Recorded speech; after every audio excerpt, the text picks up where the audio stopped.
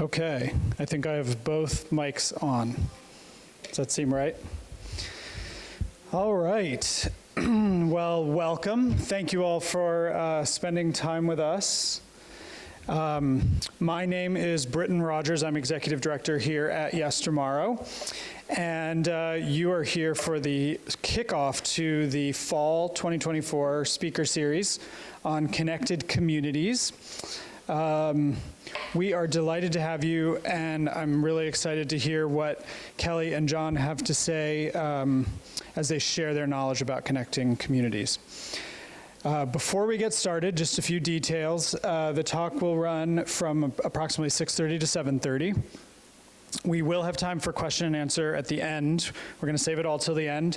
If you're joining on Zoom, you can put questions in the chat, and we will get to as many as we can. If you're here in the room, if you have a question at the end, if you could please wait for Sarah to bring you the mic so that we can have your question be heard over the online presentation as well. For those of us who don't know, the bathrooms are in the lobby through a couple of doors and to the left. And then I'd also like to invite everyone to linger afterward. We're going to have a little reception and some time for mingling with the guest speakers. So we appreciate that they were willing to stick around for a few moments to do that. And we will welcome donations for that, but we also welcome donations to help make this possible. Yestermorrow can't do what we do without the help and generosity of our many wonderful donors of all types and resources. Anything you feel moved to contribute helps us. I want to mention one other thing. There's a Standby for Locals program. We've had it going for a while, but we've recently expanded it to all of Washington County. Yestermorrow offers a 50% Standby for Locals program discount for our community members to encourage neighbors to participate. And the way it works is as the start of a course draws near, spots open up to that Standby for Local program, and then it's 50% off of the tuition to do that. And so you can go to our website to find out more about that. All right, so tonight we have Kelly Stoddard-Poor and Jon Kaplan, AARP Vermont Steady. Kelly Stoddard-Poor and Jon Kaplan will give a transportation seminar or talk for people interested in learning what can be done to improve local transportation options for those who can no longer drive or do not wish to drive. We will learn key concepts of healthy community design, share experiences, get tips on going car light or car free. I like those terms a lot, given how car dependent we feel in the Mad River Valley at times. And we'll dig into ideas of advocacy and action. Kelly Stoddard-Poor, the Associate State Director of AARP Vermont, joined AARP Vermont in 2013 as the Associate State Director. Kelly's background is in public policy and community organizing with a strong commitment to social justice. She leads the livable community work for AARP Vermont, establishing a vision and action steps for Vermont communities to meet the needs of its aging population. Prior to AARP, Kelly spent 8 years as the American Cancer Society, where she was the Director of Health and Advocacy Initiatives. She managed the state's cancer control program and advocacy campaigns to reduce tobacco use, increase screening rates, and enhance access to health care.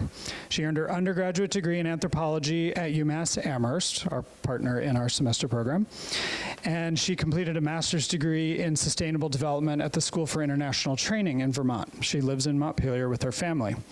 And then Kelly will hand it off after, I think she's going first, is that right? And then she'll hand it off to Jon Kaplan, who is an AARP volunteer and a former VTrans pedestrian and bike manager. He's a retired civil engineer who worked for 30 years in the field of bicycle and pedestrian transportation. Most of his career was with the Vermont Agency of Transportation, including 13 years as the state bicycle and pedestrian coordinator. He worked on developing standards for road design to encourage active transportation, i.e. walking and bicycling, and provided technical assistance to dozens of Vermont communities. Jon retired in April of 2023 and is now working to make his hometown of Randolph more safe and attractive for people to walk and ride bikes. He's also spending time on creative writing, playing disc golf, chess, bowling, and of course, bicycling, hiking, and travel.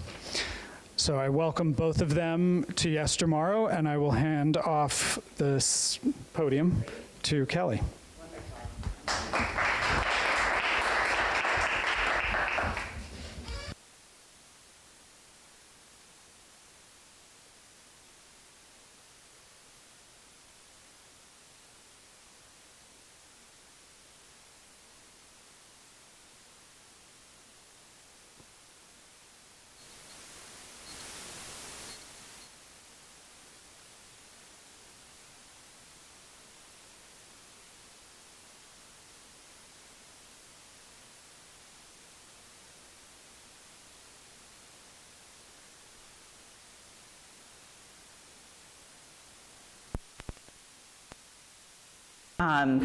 And so Jon and I will be sort of tag teaming this presentation, and then we'll do some Q&A afterwards. So I'm going to go ahead and get started. All right. So a livable community is one in which we're thinking about some really key components that need to come together to create livability. We want to think about housing, transportation, neighborhood convenience, the importance of our environment, and then security and the opportunity for civic, social, and economic engagement within our community. I think we all sort of have our own idea what a livable community means. It's probably based upon our own lived experience, places that maybe we have traveled to that we feel inspired by.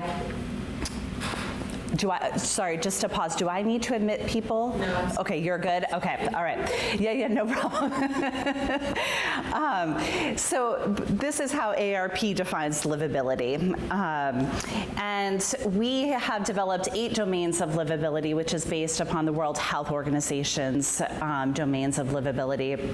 And these are really sort of 8 core components that we have developed metrics for as well. We have a livability index if you're ever interested in checking that out. It's on our Public Policy Institute page. So you can go in, you can type in a zip code, and you can see how livable that community or neighborhood is based upon these 8 domains of livability. And then you can figure out some of the policy points in which you can improve each of those metrics.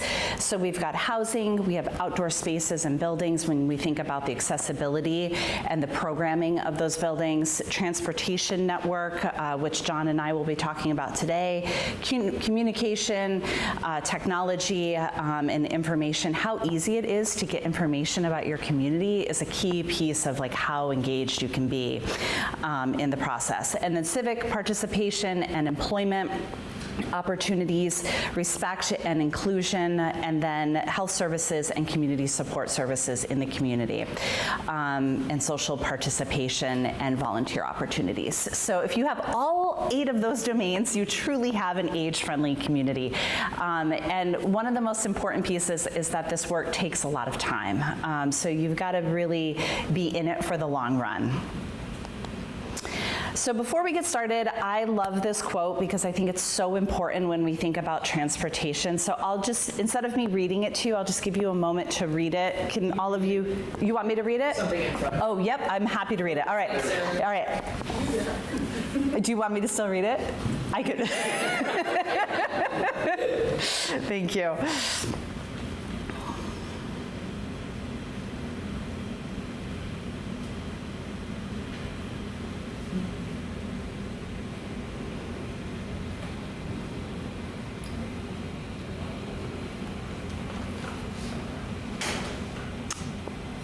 Good. I'm just gonna wait for everyone to kind of look back at me. Okay. All right. So transportation, right? It can be the opportunity and the connector in our communities, and it can also be that barrier. It can be what prevents us from getting a job. It can prevent us from going to the hospital. It can prevent us from going to see friends and family members. And then it can also be this stimulator for economic and social capital as well. So we really want to think about how our transportation network ties together our communities community from a land use perspective and from a social justice perspective as well. We don't want our transportation system to leave people behind. All right, so before we get into transportation, we're going to talk a little bit about demographics and trends that are happening, just to sort of set the stage and also the importance and the need, why we need to take action around transportation. So, no surprise here, we are an aging country, we are an aging state. I'm gonna just come over here on this side so block folks. So we see here, so this is the median age at 50 plus. This is the most recent census data. And you can see the dark green sections. And this is New England right here, obviously, where we are at. And you can see how much darker this is from like a state like Utah. Utah's the youngest state in the country. And then here, where we have gone from a pyramid of aging to a pillar, right? So when we talk about the demographic shift that's happening across the country, and in northern New England, this isn't just like a blip in time. This is the longevity of what we will be experiencing, as that we are living longer, healthier lives, which is really fantastic. But also our needs change as we age, right? And that is the most important piece. And thinking about how we're planning for our future and how we're meeting the needs of older adults will be really critical to the future of our economy, of our society as a whole. No big surprise here. We are a very rural state. We are second only to Maine in how rural Vermont is, right? So we have a small population scattered across the entire state. Our biggest city being Burlington, which is still, in comparison to the rest of the country, a pretty rural city. All right, so what does that look like here in Vermont, given the demographic shift that's happening, and then also how rural our state is? So 40% of Vermonters are over the age of 50, and about 20% of our population is over the age of 65. For the first time ever, by 2034, the United States will be made up of more households of those over the age of 65 than those under the age of 18. So it sort of goes back to that pillar, right? Like, this is what our future is looking like. We are going to be an older country. 24% of Vermonters who are driving are 65 and older, and 6% of Vermonters who are driving on the road are 80 and older. So one of the problems is, like, when we look around our communities, too many of our communities, not just in Vermont, but across the country, have been designed specifically for automobile travel. We see sometimes a sidewalk, and maybe it isn't very well maintained. We have a crossing here, but no crosswalk. Very, very narrow sidewalk if we're pushing a stroller, we're in a wheelchair, or pushing a walker. No curb cuts here either if we're using any type of wheeling device. So how we get around in our communities can really be a barrier if we want to cut back on our driving, or if we can't drive at all. And so also another U.S. Census data point, 8% of households do not own or have access to a motor vehicle. And then if we include kids in that picture, that percentage will go up even more. So every 3 years, AARP Vermont, we put out a survey into the field. That's a very Vermont-specific survey, asking 45 plus what they think about their community, what they're thinking about pocketbook issues. These set of questions were focused on independent living, right? We want to be able to stay independent as we get older. And one of the biggest increases that we had from the last time we fielded this survey in 2022 from 2019 was this really big increase into this concern around getting to the places we need to go independently, right? So, like, as we're aging, we're thinking about, okay, so if I have to cut back on my driving, or I don't want to drive at night, I don't want to drive in the snow, how am I going to be able to get around? Or if I have to hang up the keys to my car, how am I going to get around in my community? And those are really important questions that we will all be asking ourselves. So, how does our built environment impact us as we are aging? So these are sort of the negative pieces, right? And we'll also be talking about how transportation can also be that opportunity. And so if we are not able to get to the places we need to go by using a vehicle, automobile, or walking or biking or using public transit, social isolation really increases. We all experienced what social isolation feels like during COVID, and it was not something that I think anybody wants to go back to. But the risk for social isolation increases drastically if we're not able to have mobility outside of our home. One of our other surveys that we asked people how often you get out of your house, per week, and think about for yourself, like how many times you leave your own home per day or per week, and about 10% of folks were only leaving their house once a week. So imagine how small your world becomes when you're not able to get out and have connections with your community, with your family members. It takes a huge toll on your health and your mental health. It's actually, social isolation is compared to smoking about a pack of cigarettes a day. So we know the impacts of tobacco. Josh is like, what? Yeah, it's a huge impact on our health if we are socially isolated. And then a number of other issues arise as well when we're not thinking about the connections and transportation network in our community.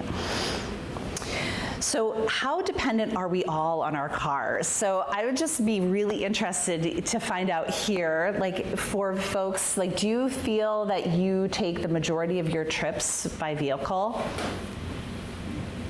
Yep, guilty. Yeah, and maybe thinking, I would like for some of you to start thinking about like, why aren't you able to walk or bike or take public transit? Often it's a safety issue, right? Like walking feels unsafe. There's a lack of connection for sidewalks. Maybe there's not a bus stop near where you live. It's more than 2 miles away. So start thinking about some of the reasons of why you're not able to walk, bike, or use public transit. All right, so Vermont's travel modes, this is what the state looks like. So the majority of us are getting around by using a car and a small, but this chunk here, I mean, it is a pretty sizable amount, 10% of trips happening by walking, and then about 1% by biking, and then public transit at 0.3% here. And I think with biking as well, there's such opportunity when it comes to electric bikes. It can extend our biking years. It can allow us to bike further, and also kind of deal with some of the tough terrain as well. All right, so annual per capita vehicle miles traveled. So Vermont is right here, and then other rural states across the country, and then our national average. So we are driving more and further than our peer states. And so I think that there is such opportunity to be able to shift that. And this is the most promising slide. So thank you to Jon, because he pulled this one out. And I really love it because these are the trips that we're taking in Vermont under 2 miles, right? So I see this as the opportunity. What are ways that we can shift the mode here for people who are still driving to make a trip under 2 miles? How can we make opportunities so that it makes it easier for people to take this trip that is less than a mile by walking or biking? And then here, we're going to talk about microtransit.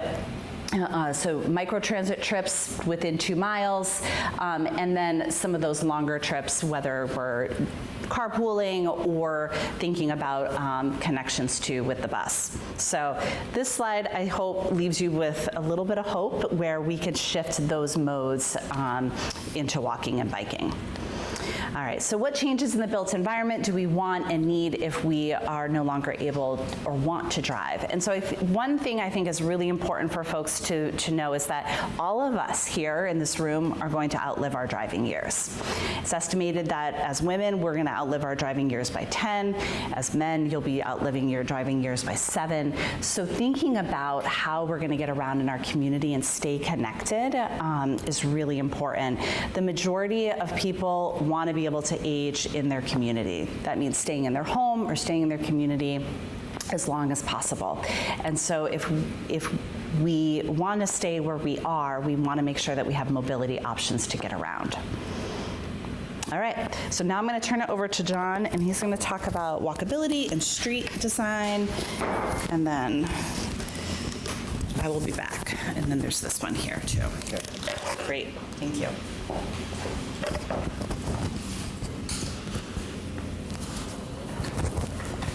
Hopefully that's all right.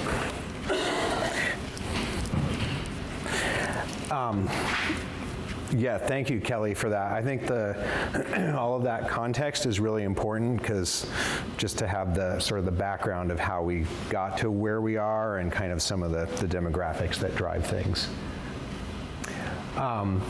So this is probably, not a big surprise, but, if we build a transportation system that is very car-focused, we're going to get more driving.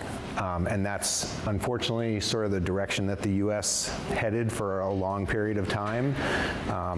This is just an example of one of the things that's a big factor. We provide a lot of free parking, for example. And there's a whole sort of theory or notion of induced demand. So like, for example, if there's a road that is starting to get congested, traditionally the sort of engineering improvement has been, well, we need to add a lane to this road, it's congested.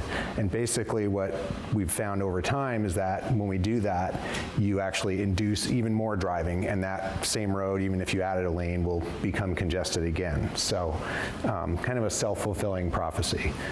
And so, to sort of shift away from that, it's really about focusing on all the different ways that people can get around, and especially around, walking and biking for those shorter trips, like 2 miles or less. Or you saw on that one slide, it's like 30% of trips in Vermont are a mile or less, which is a very, that's probably, I would say that's sort of the outer limit of like a reasonable walking trip, but, half a mile for walking is very reasonable, and, 2 miles or less for biking, I would say, and especially with e-bikes. So there's a lot of images in here around walking and biking and different things that communities have tried, and I'm not going to get into a lot of the engineering details. Those are certainly all out there. And I've got one resource I'm going to mention, which is one of the things that I noticed sort of towards the end of my career was how much like the Federal Highway Administration had shifted to provide a lot more design guidance for walking and biking, which was very encouraging, because for a long time that was not the case. And so there's one guide, if there's one that you would take away from this, if you just Google FHWA STAR guide, and Alice, I'm trying to see if I can remember what that stands for. It's like Small Town and Rural Transportation Networks or something like that. And it's really, in fact, there's some case studies in there from Vermont, but that is a great guide from the Federal Highway Administration that has, specific things that communities can implement on the types of roads that we have in Vermont.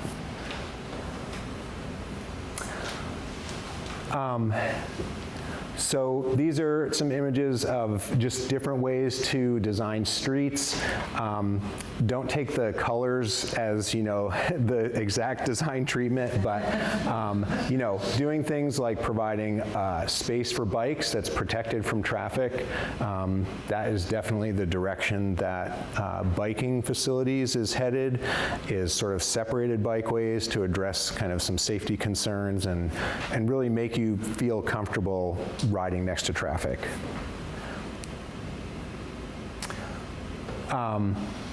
So one thing to do when you're sort of like getting to the real like community level and trying to assess conditions is to do what's called a walk audit, and AARP actually has a really good guide for walk audits. This is a great way to like get local officials, community members, you know, other kind of interested parties in your community kind of familiar with what the actual existing conditions are for walking. Actually, I was very happy to see these pictures in here. I took all these pictures. These are all in Randolph, but you know, typically you will see, and it's not just to focus on the negative. I think that's one important thing, because you will find positive things, but you probably will find more negative. But you know, this is just like a street with, yes, there's a shoulder, but not really any dedicated place for walking. This is a mom and her child walking down a street, she has the child in the stroller. Again, no sidewalk. And then, of course, there's like the importance of winter maintenance. This actually is a sidewalk. This is right near where I live, and this is a street kind of coming up out of our downtown.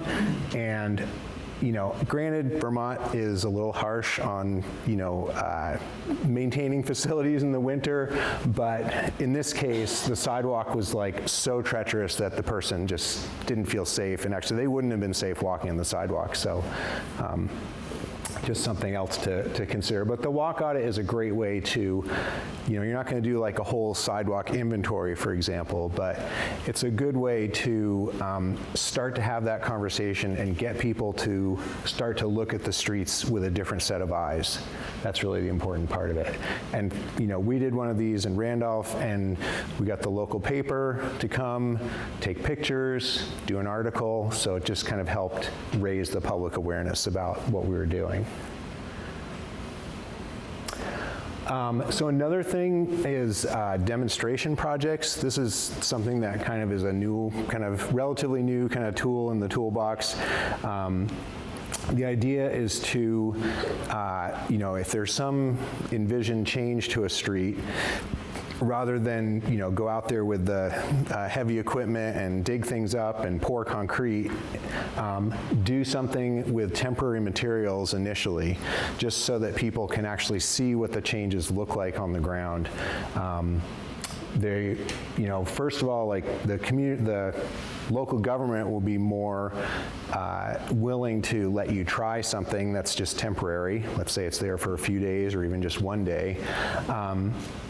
And it also gives you a chance to like modify a design. So you can put something out with cones even, and then, you know, let's say a truck can't make a turn because you've tightened the corner up a little bit.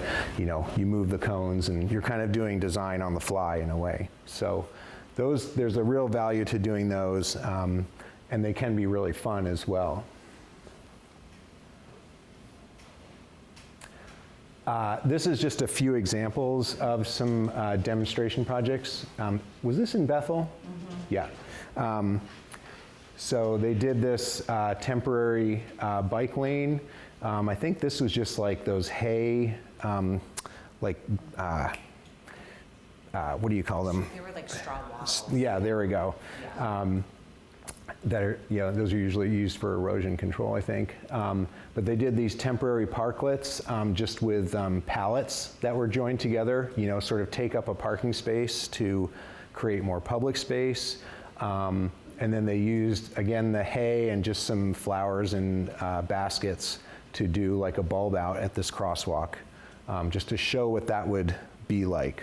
And this project, I know, I was somewhat involved in this project, and it was very successful. Oh, and they also did like these markings right in front of the crosswalk, extra markings to kind of draw attention to the crosswalk. And Lindley built the parklet.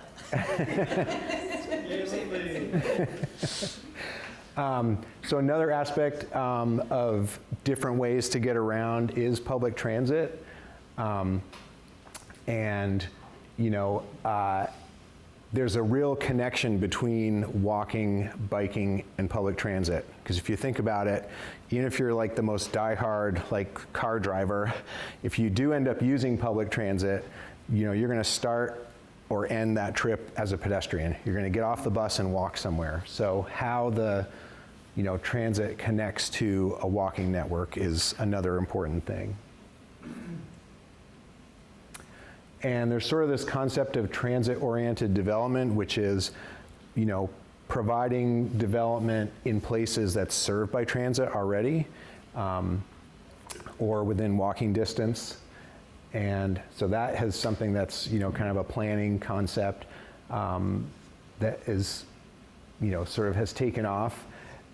And that could be in a downtown, or it could be in neighborhoods, that different type of thing. I forget if there's a slide about this, but I do want to mention, so we're talking about primarily transportation, but there is a real land use aspect to this. And, I think there is some guidance and direction from the state now that encourages higher density in our developed downtowns, and all of that supports walking and biking, because then you have all the mix of uses, where people live, jobs, services that are all within a dense area, and that allows for walking and biking. So microtransit is really more not only the size of the vehicle, but it also has to do with kind of more on-demand type of public transit. I'm not a public transit expert, but I know that the state has been experimenting with this in the last few years. And this is just a picture of, this is in downtown Montpelier. This is the new transit center right in the downtown. Also has, I believe it has housing above where the transit center is, and good connections to the bike path in Montpelier and the sidewalk network.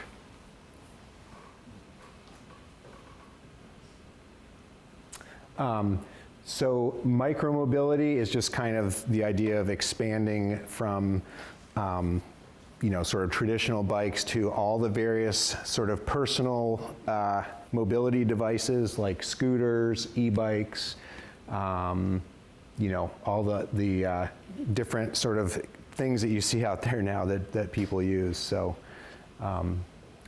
generally, a lot of these kind of function as bikes, and some are kind of hard to classify. I know issues come up about should scooters be on the sidewalk, or do they go in the street, and that kind of thing. Right, I think it's going back to you. Thanks, Jon. Thank you for being patient with the mic transfer. Thank you. Yeah. All right. All right, we're only doing that one more time, and then we'll be good. All right, so public spaces and parks.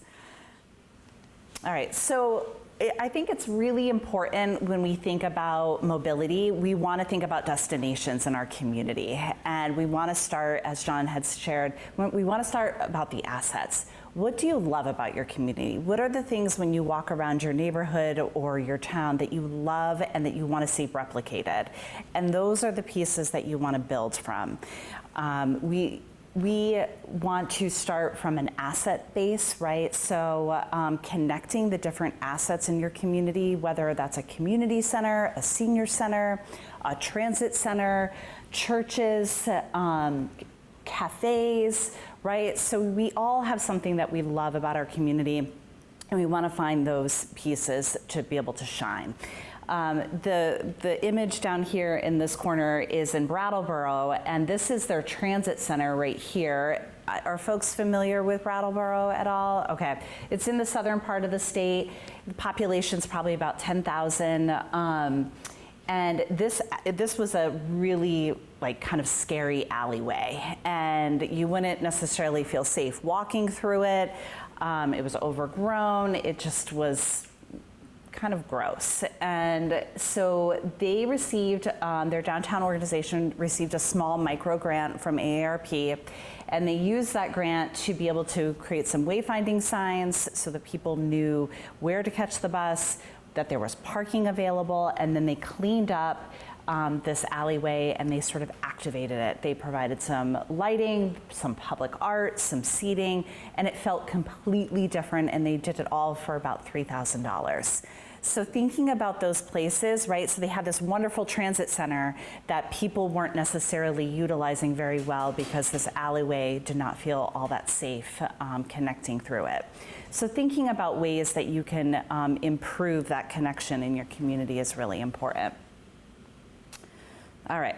Volunteers and programming. So really relying on volunteers. In Vermont, we have, I think volunteers do most of the work in our municipalities. And it's pretty amazing. And so finding volunteers to be able to get programming off and going is a really great way to get people excited about walking and biking. Getting walking groups started, getting biking groups started. So this is Linda is our volunteer state president. She lives in Burlington. She's an avid cyclist, and she started this monthly bike ride for older adults in Burlington, getting people out on their bikes who hadn't been biking for some people it had been decades since they had touched their bike. And now they go out on these monthly rides from May through October, and it provides this wonderful social connection, and now all of these people are biking that hadn't been biking before. So there's about 25 people that go out on these monthly bike rides. So a program that we would love to expand outside of Burlington, so if anybody is interested in starting a monthly bike ride in your neighborhood, let me know.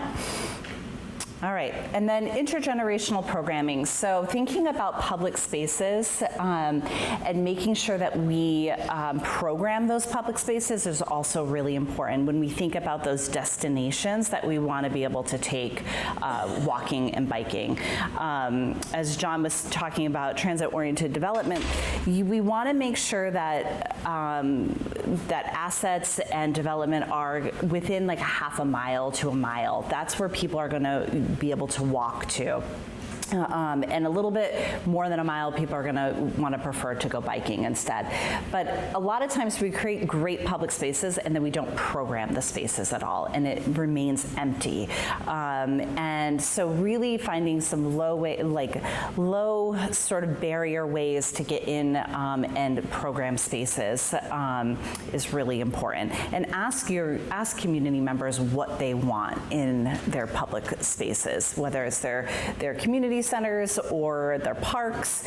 There's so many fun ways that you can activate those spaces. All right, where is winter? Well, it's around the corner, even though it doesn't feel like it today. And so for just a show of hands, how many people here live in Vermont? Okay, so a decent amount. Okay, great. And then how many people live, if you don't live in Vermont, are you from a cold climate state? Okay. All right, a little bit, yeah. So winter here is long, and a lot of times we think about our public spaces only for like 3 to 4 months, right? We design them for just for those beautiful July days. So we really want to think about how we're maintaining our street and our sidewalk network throughout the winter months.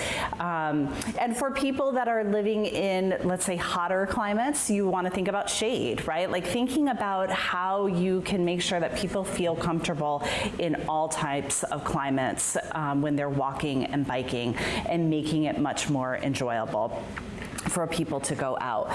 So whether or not that's creating space so that the wind doesn't, feel completely awful when you're biking or walking, or creating some street trees for shade if it's really hot, etc. So you really want to be able to think about the climate. Whoops, hold on one second. This is just, thinking about winter placemaking. So this has been something that came out of COVID for AARP, was that we really wanted to think about how people are using public spaces. And during COVID, we saw sort of a boom of people getting out, walking, biking, and doing things outdoors. And so being really intentional about bringing some important elements to public spaces. Lighting is a really key piece. It's dark in the winter, and heat, right? It gets cold, and make something fun for people to do. This picture here is a neighborhood in Burlington, and we have this really wonderful group of active volunteers. And they do this winter placemaking event where they just completely activate a local park that was underutilized through the winter months. So they have food, hot chocolate, winter activities like sledding and snowshoeing. And as a result, the Parks Department started plowing and maintaining the network that you're able to use to get to the park now as a result, because the park became activated. Before, the snow was not being removed through the paths there, and now it is. All right, just some more images. I love the winter, and I think it's a really important piece of making sure that we embrace those long winter months. Winter can also be a trigger for social isolation as well, and so the risk for social isolation during the long winter months is really high, and we want to make sure that we're staying connected and we find ways that get people out during the winter months. All right, this is the last handoff. Oh no, one more after this, I think, right? Yeah, so this is going to go back to Jon to talk about public policy. I get the really fun ones. Yeah. There we go. There's that one right there.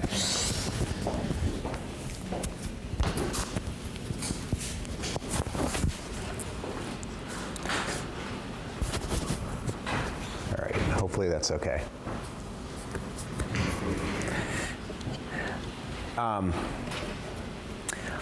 Yeah, so we haven't really talked much about, how do you get this done? Changing streets is, it's a process. There's really no other way to say it. And my whole time working for the state and working with a lot of different communities, I got to kind of see some of the challenges that they came up against. Even while we were there with financial resources, technical resources, trying to help them along the way. Now, like I think Kelly mentioned, we have a local walk-bike group in Randolph, which is just basically like a citizen advocacy group. And so I'm getting to see things from kind of the other side of the coin and trying to work with our local government. And so just a few kind of key things I would say. A lot of the work, I would say, really kind of, it does get down into the weeds a little bit of town government and how town government functions. For example, it took me a little while to really dive into like our town's budget and understand how they were funding just sidewalk maintenance in our town and where was that money in the town budget. Sometimes that is not crystal clear, so you really have to kind of dig, ask a lot of questions. So this is kind of a little bit of a hierarchy. Certainly the town plan should ideally say something about walking, biking. There's probably some language in there about kind of quality of life. And, the town plan is a good start. You need that kind of foundation. But if then you don't have some of the other kind of regulatory pieces in place to actually implement the town plan, things can kind of fall apart. For example, if you don't have zoning that encourages density, if you don't have money in your budget to repair or build sidewalks, or street standards that talk about like lane widths. Like often road lane widths are way wider than they really need to be. And that is just kind of a holdover from like old engineering standards from like when the interstate was getting built. And I can, that is something that I saw through the length of my career, like change. But some of that old thinking is still out there. So you have to kind of push back against that. And there's, a lot of like highway standards that towns go by and some engineers will go by, and there's actually a lot of flexibility in those standards, and it takes a little bit of nuance to kind of know how to, how do you kind of push back against that, so that there is room for a bike lane or for a sidewalk. And I think using some of that like demographic information and pointing out that, our streets are for the public, they're public streets, they're not streets for drivers, even though sometimes that's the perception. They're streets for everybody, regardless of how you get around. And if, I think I remember a statistic, I think it's as high as like 20 or 25% of Vermonters don't drive when you count all ages. So, everyone under 16 or 15, and then some older drivers who don't want to drive anymore or can't because of some physical disability.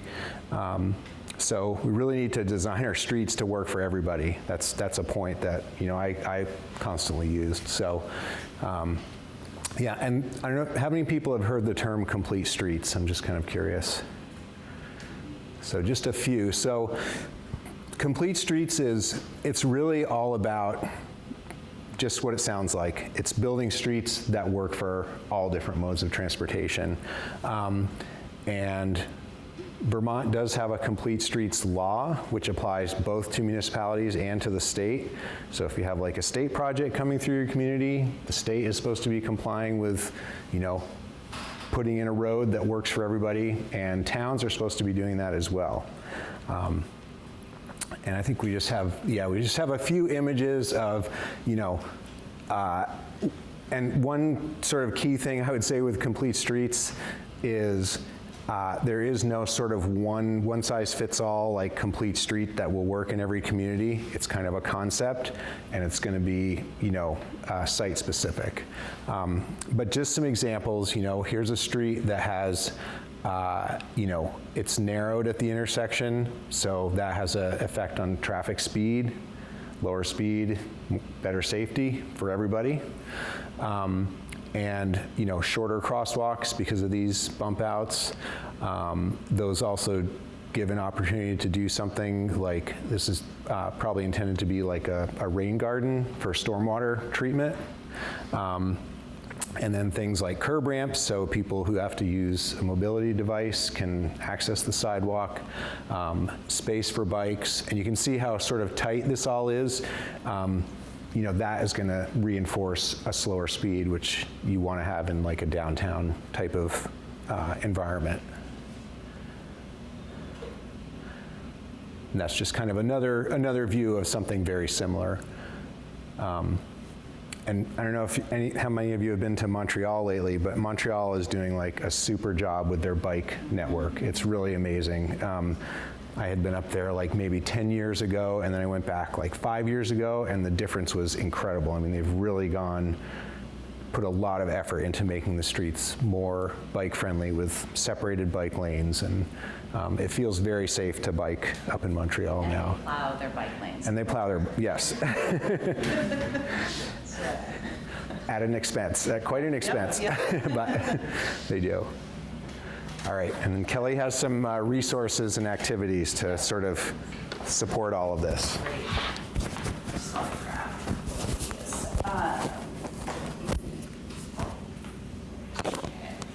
All right, this is the home run here. All right. Thank you. Okay. All right, so just want to share a little bit about some resources that are available through AARP. As I had shared before, we have our livability index that's online, so you can go and check out your community, see how livable it is. It's a score of 1 through 100. Yeah, and then you can pull down on what's driving that score based upon maybe poor neighborhood convenience, or maybe it's transportation, et cetera. And yeah, did you see I have Lindley in there? Yep. That was from one of our placemaking workshops. So we host hands-on placemaking workshops. We offer a number of different types of grants. In Vermont specifically, we have our winter placemaking grants, and then our national office, through our livable community work, we have our community challenge grants. Those will come out in January. They'll close the first week of March. So those grants average around $11,000. And those are available across the country. And those are really a great resource for funding a community project and getting something off the ground.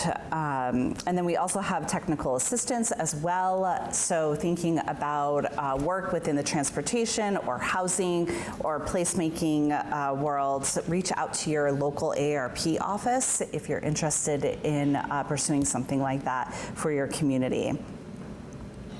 And then some of the resources that I brought, so I have some paper copies back there.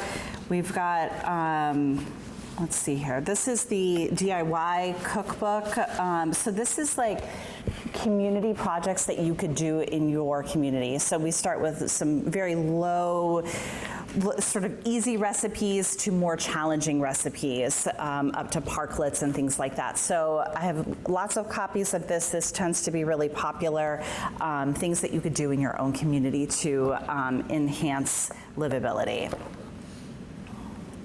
And then I love doing walk audits. I've been really busy this past month doing a lot of walk audits. Jon joined me. We went up to Lunenburg and Gilman, which is up in the Northeast Kingdom, for the day.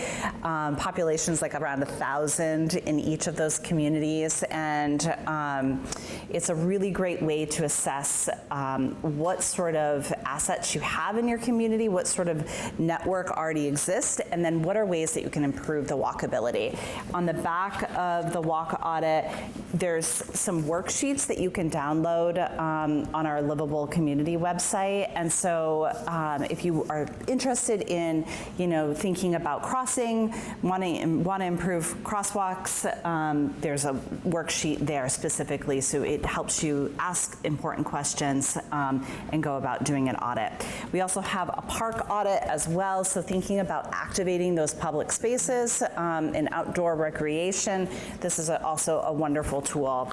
And then we have our community garden one as well. So if you're interested in starting community gardens in your town, this is a great way to get going on that. And then from a land use perspective, housing is so important. So thinking about housing that is not single-family housing. So things like accessory dwelling units in the backyard or attached to the main house, duplexes, triplexes, cottage court styles. This is all about changing zoning.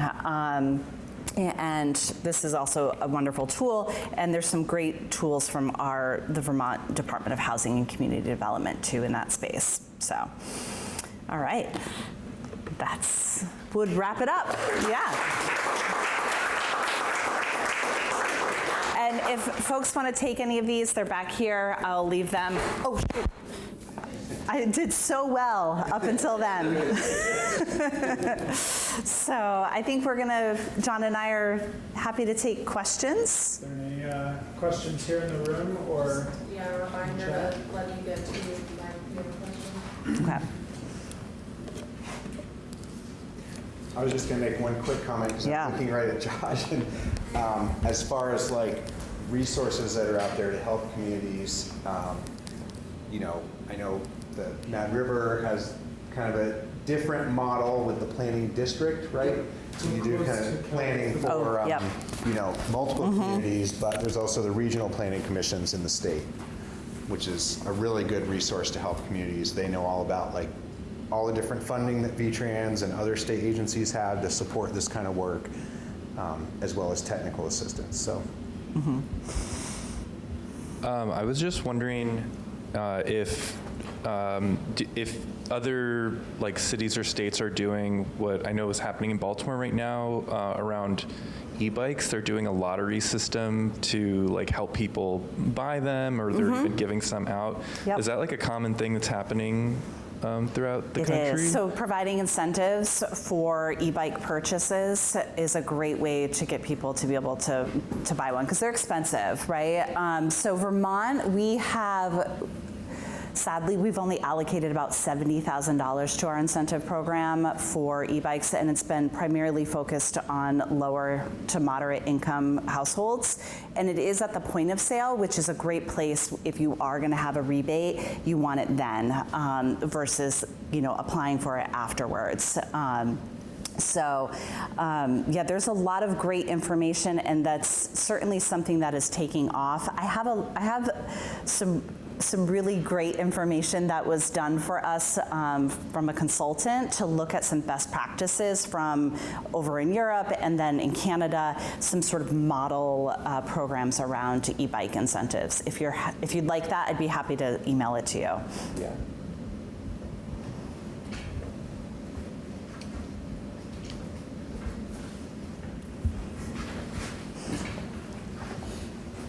I have a question. Thanks. Thank you both very much. I noticed you had so you talked about the walk audit and there was another park audit. Park audit. Do you have a bike audit? We do have a bike audit. do? I don't have any printed because they just were released in the last few months. So Great. Yeah. I'm so glad, because I'm thinking about a project. There was just a big repaving project here in the valley, and there's absolutely no attempt to cater to anything other than a big truck. Yeah. And I would love to give them some evidence of other things that could be done there. yeah. So if you don't mind me asking, is it a state highway? No, it's a town road. It is a town road. Okay. Do you want to talk about that at all? I know Yeah. the project, Okay.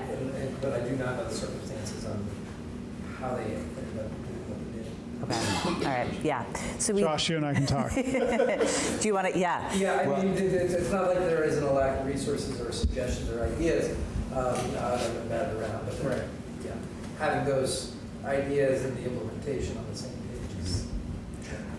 I would just say, like, that is one of those, like, nuts and bolts things where you have to be kind of ahead of the game in terms of knowing what's the town planning for upcoming paving. Are there road standards? Many towns, I would guess, don't have any they sort of default to like national standards. Yeah. But there's nothing that prevents them from having their own standards, within, there's certainly like, you're not gonna have like a 6-foot travel lane, which a vehicle can't fit in, but, and basically in Vermont, like it's kind of simple on road jurisdiction.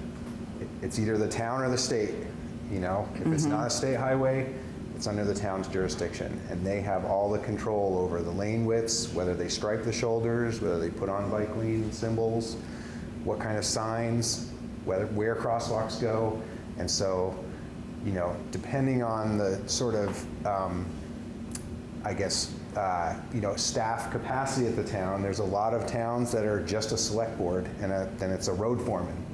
And so it can be a challenge to get those guys or gals who are road foremen to understand that their need goes, or their customers are more than just people that are driving.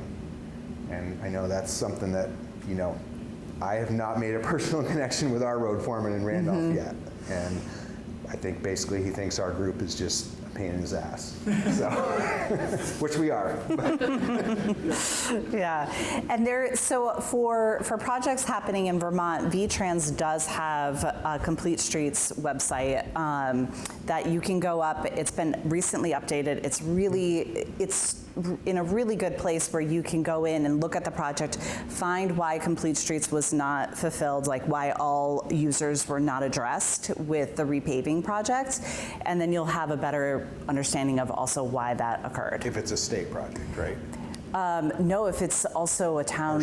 Or state funded, probably. They should have them all, Oh, but maybe we'll they're doing see. them all. We'll see. I mean, it's, it's challenging, I think, also from V-Trans's perspective to get all of those reports up, right? But I will send that out, the link. Yep.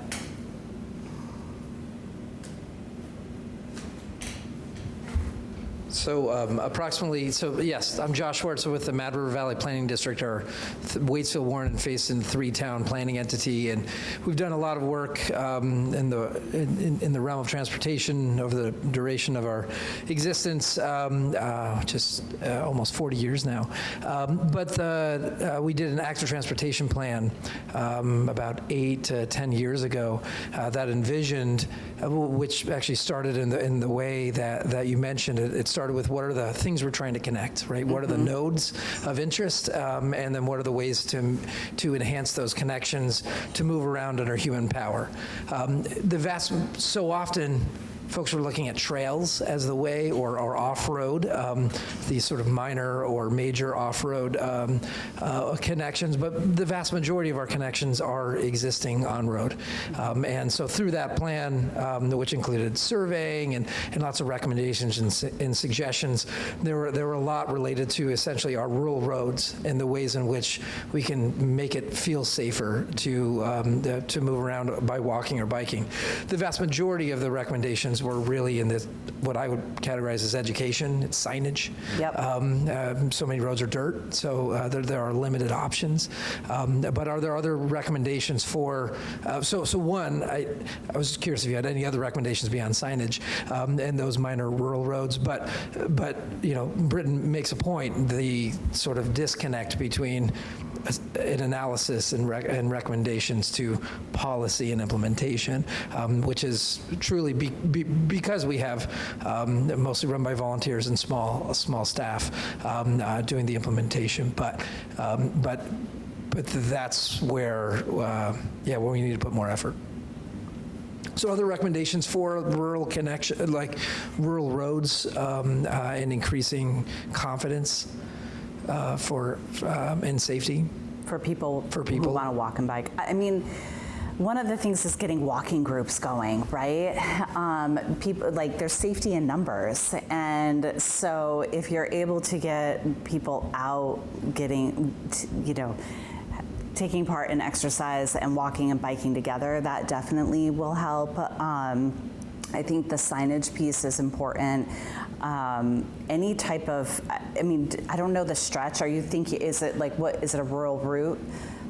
Yeah. Yeah. So there's nothing sort of along the route itself, right? And just, I think, finding space with the shoulder, if you're able to narrow the width of the lane and create more of a shoulder with some striping, that would be helpful. Yeah. John might have some. Yeah, I think, I don't know, I think like unpaved roads, that is a challenge in terms of what you can do. I always felt like the way more difficult part of my job when I was working for the state was anything that had to do with behavior, changing behavior, as opposed to, you can engineer something, you can build it, given enough funding and political will and so forth, but, driving behavior, that is a real challenge, and getting people to, and I don't think it's just putting up, share the road sign every 100 feet. Yeah. That doesn't really do it either, and then it becomes kind of like, as one of my coworkers used to call it, litter on a stick. Just like a lot of signs out there that are kind of, making the environment not look great either. Mm-hmm. And that's another thing for towns to have to maintain. So that is a real challenge. I know, kind of going along with what Kelly just said, with walking groups or bike groups, some towns, have like sort of mapped routes that are more commonly used, and then that becomes a little bit more publicly known, like, hey, if you're driving on whatever road, you should expect to see bicyclists, and slow down, and here's why. And the education thing is like, you gotta just like say it and then say it again, and it's gotta be out there all the time in different formats, but. Is it a paved road or is it a dirt road? I was thinking of both. to be Both, honest. yeah, okay. Yeah, just recently I was just across the border in Canada on a very rural stretch of road. It was paved and there was no sidewalk or anything, but they had a really decent shoulder and they had bollards like maybe every 50 feet. It wasn't super tight and frequent, but it was just enough to keep cars to go slow. Because that's the big piece, right, is that cars are speeding and it feels really unsafe to be walking on the side of the road when someone's traveling 50 plus miles an hour next to you. So I thought that was kind of an exciting piece for like, rural traffic calming. Yeah.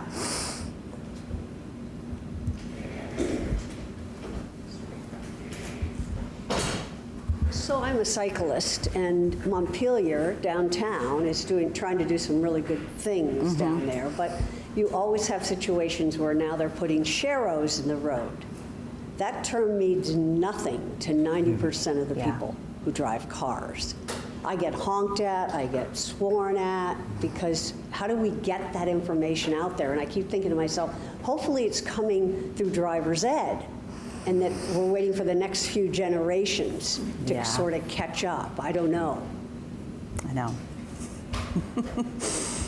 Yeah, I mean, I don't know if everyone knows what the sharrow is. So those are the bike symbols that are kind of out in the center of the lane. They're supposed to be used as, I always consider them as being used for kind of a short connection where you just didn't have space to do an actual bike lane. I honestly was never a big fan of sharrows because of just the issues that you mentioned. Not very well understood by drivers or cyclists, really. And honestly, they offer zero protection for the bicyclists. So, they're kind of like just more than doing nothing and kind of questionable. They haven't been around that long as a design treatment, so I don't know if anyone's ever researched. Probably someone has, sort of a safety impact of them, but, really it's pushing for maybe there's some alternate street, which again, that has its downsides because then you're not serving the destinations on the street where everyone else is able to access. So, Or you have to go up a big hill. right. Yeah. And I will tell you, like, if you want, what are the three things? Well, one of the three things that is a very difficult community conversation is if you talk about removing on-street parking. I went to a presentation in Montpelier, I don't know, 5-7 years ago, and a local group had a great visual that they brought to City Council, and it was a map of the downtown, and they had highlighted in red how much of the downtown was dedicated to surface parking. Yeah. And they made the point that, is this really the best use of prime real estate in the capital of Vermont to have cars just sit there all day? Or is there better use of that public space? And that's kind of that's the beginning of that conversation. And because, you get rid of on-street parking on one side of the street, that's like a bike lane on both sides. Yeah. So that's a very tough battle, I will tell you. I'm not going to sugarcoat that. And they're doing they're doing the temporary thing that you talked about on Mary Street. Oh. Taking away a whole, probably 14 lanes and done it temporarily. Yeah. I know the last visit I went to Montreal with Local Motion, which is the statewide bike pedestrian organization, headquartered in Burlington. They did sort of a tour up there in Montreal with city officials and state officials and so forth. And we met with city officials in Montreal, and at some point, they had really gone in on making the streets better for bikes. And then it became kind of a positive feedback loop. More people were biking, so more citizens were advocating to the city. Once more were biking, they wanted more facilities. And it got to the point where this one city councilor said, now when we want to go add a bike lane to a street, we don't go through like months of public input on whether we're going to remove parking. We just do it. Yeah. And I mean, that takes a long time, and it takes kind of a constant, you have to have those things in place, right? Like the funding, the city has to be supportive of it, the sort of the government has to be supportive of it, and you have to have the advocates pushing for it. When all those things work together, progress gets made. Yeah. So. Great. Just to follow up on that, I was going to ask about that same bike lane on Berry Street. In part because I think it's interesting that like a lot of the arguments against it are for people who have limited mobility and are older and need to park closer to the things that they can maybe only access by car at this point in time. The other issue is that like Montpelier is heavily reliant on tourism. Most of those people are coming by car, or a lot of them are coming by car. So like, how do you prioritize all of those things at once and navigate that sort of like community conflict of interest that is sort of inherent in that?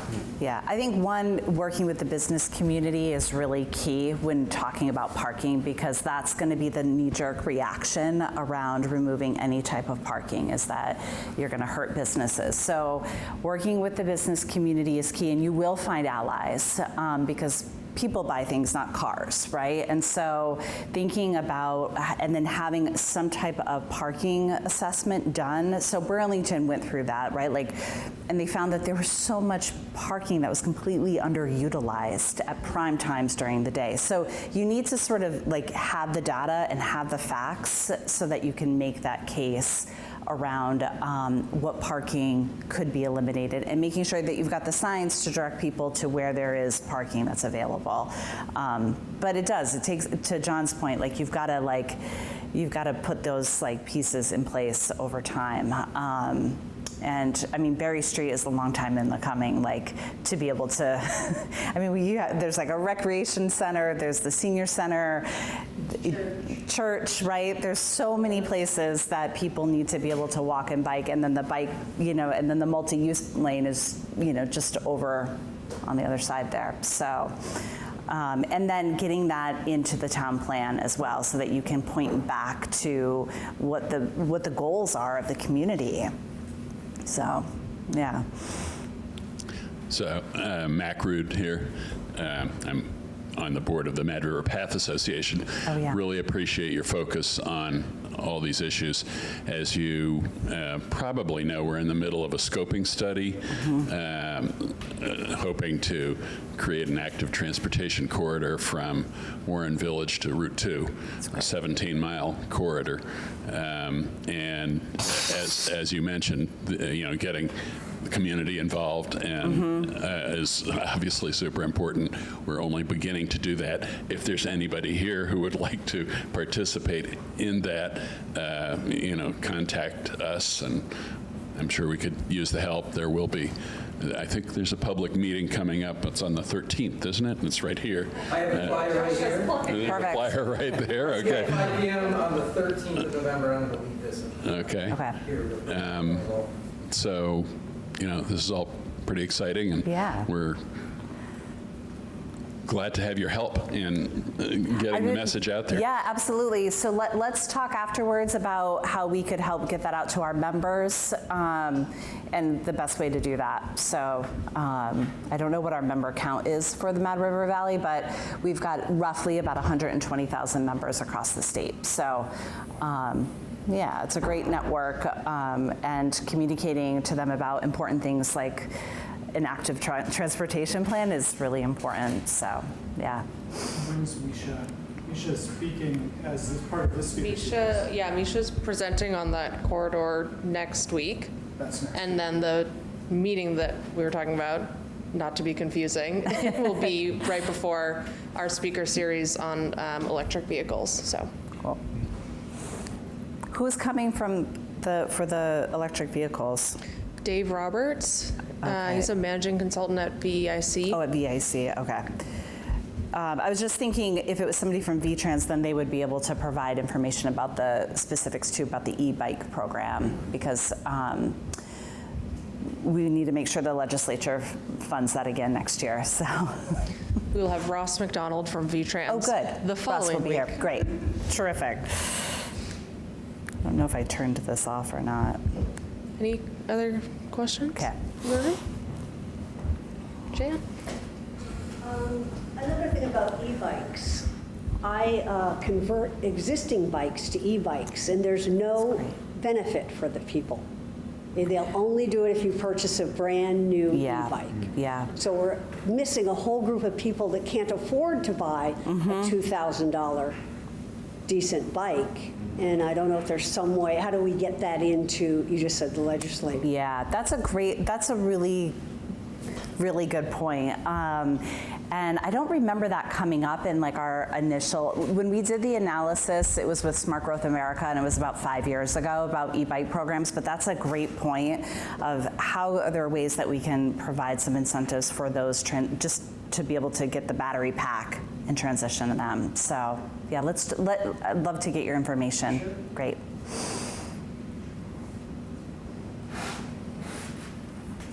All right. Great. Well, again, thank you. Kelly, thank you both very much. Thank you.